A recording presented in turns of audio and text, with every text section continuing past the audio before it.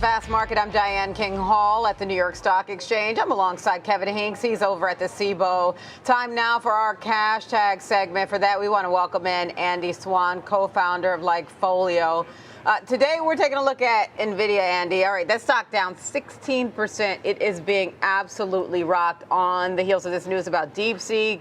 This is China venture developing this open source large language model for a fraction of the cost. It's like when I looked at the Apple App Store, and Kevin pointed this out earlier, it is at the top. It's still at the top of the downloaded apps list. Now, ChatGPT, OpenAI's ChatGPT is number 2 today. But what do you make of all this, Andy?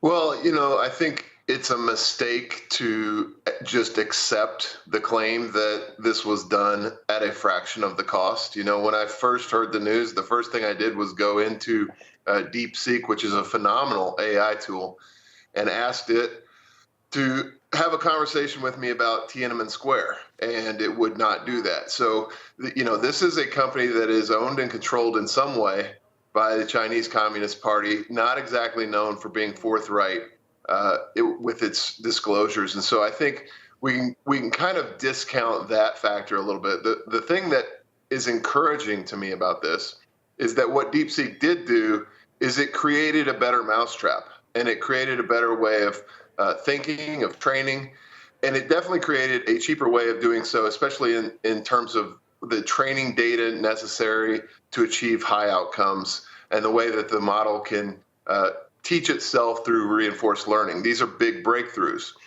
So to me, the story here is that AI overall's potential just got a massive upgrade, that the ceiling rose in terms of what AI can accomplish. I think we'll see a lot of this over the coming years, because this is the sector that's getting the heaviest investment in probably the history of technology.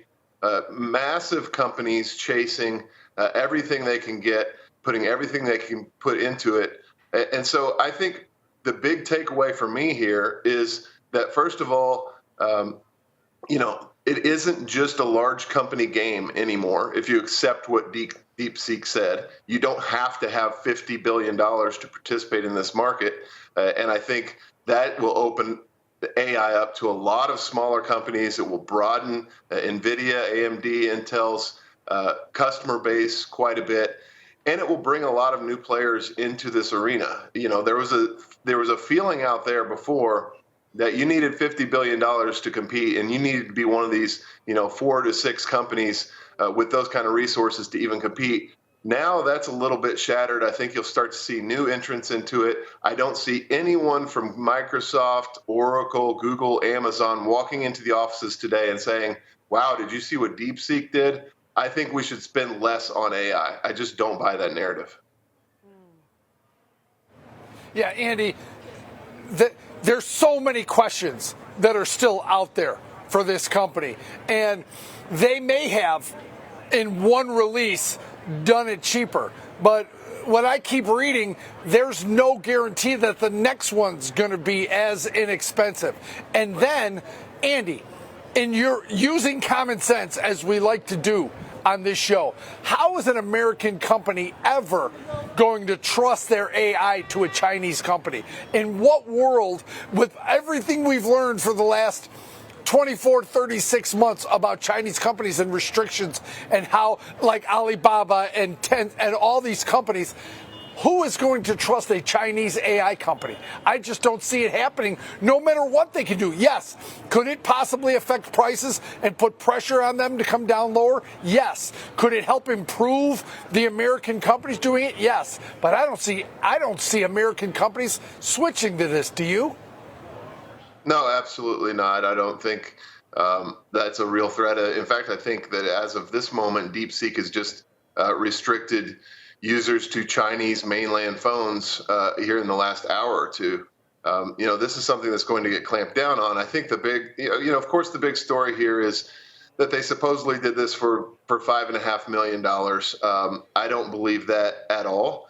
But again, what I do believe, and what they documented really well, is that there is a better way to train these models. There's a better way to get them to teach themselves.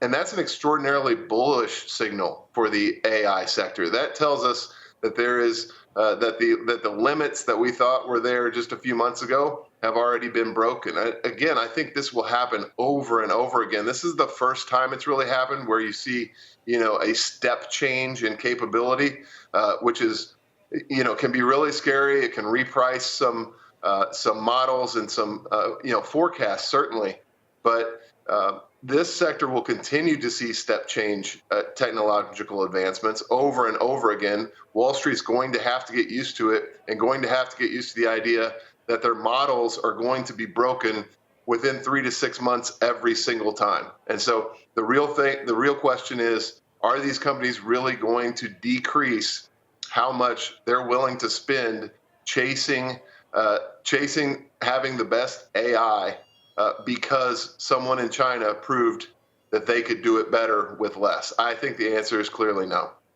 It's so funny, Andy. I got chills when you made that mention about trying it out and, what you looked up for with regard to Tiananmen Square. I just did a quick search on ChatGPT to see what it pulled up, and it pulled up a variety of information, including the historical information. So, it shows that OpenAI still has that leadership, at least in terms of informing with regard to diverse information. But I do want to ask you in the context of valuations, because there are some analysts who have argued that the valuations have been stretched within mega cap tech, especially they talk about Nvidia being one of those. What do your channel checks or your data, what does your data show you with regard to what capex looks like for Nvidia and the like, and how it compares across the group that you're watching?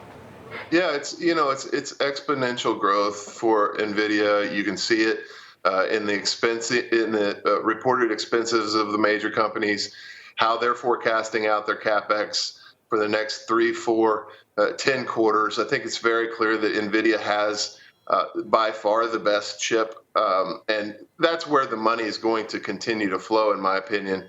I like AMD. I think AMD's somewhat muted reaction today is a pretty good indicator that may be an opportunistic play here as kind of the second best in the race. If you don't have to have the very best chips, if you don't have to have the Nvidia chips to accomplish your AI mission, then maybe AMD picks up some business that it didn't even know existed a little while ago. So there's a lot of changes here. I think this is probably, my guess is that this is, Wall Street just taking a breath and saying, okay, have we gotten ahead of ourselves? Let's reset. Let's start to think through these models. I don't think that this is something necessarily that continues to weigh on the market, probably beyond the Fed or next week. I think this is something that is simply a reset of expectations and of models, and just something that Wall Street's going to have to digest and get used to. This is the new reality of the AI space, is that you never know what's coming or where it's coming from. It's true. You don't, and especially with the pace that they're trying to develop, and if there is a pullback on the U.S. and export controls with regard to chips, I mean, they've already instituted certain caps there. But we'll leave it there with you, Andy Swan, co-founder of Likefolio. Thanks a ton for your insight and analysis.